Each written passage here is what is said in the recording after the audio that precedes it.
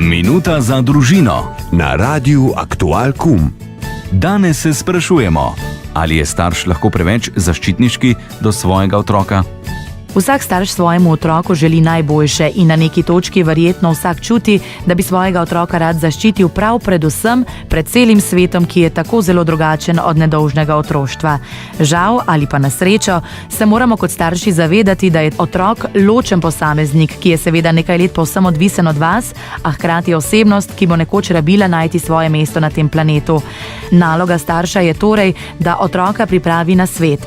Ne na način, da mu že doma omogočate slabe izkušnje, da bo vedel, da na svetu ljudje pač niso vedno prijazni, ampak tudi ne na način, da mu odvzamete sleherno možnost za rast.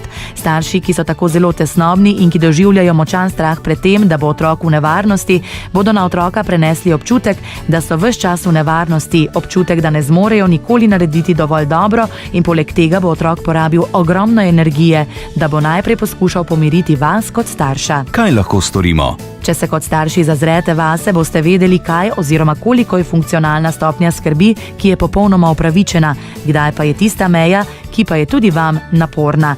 Svojo tesnobo umirite kje drugje, ne ob otroku, njemu pa namesto, da mu preprečite vse nevarnosti, raje pomagajte tako, da ga čustveno opremite za situacije, ki ne bodo prijetne in pri tem bo vaš način seveda v velik zgled.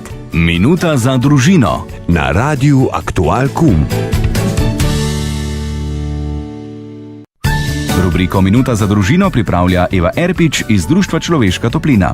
Evo lahko tudi kaj vprašate. Pišite ji na erpiceva@gmail.com.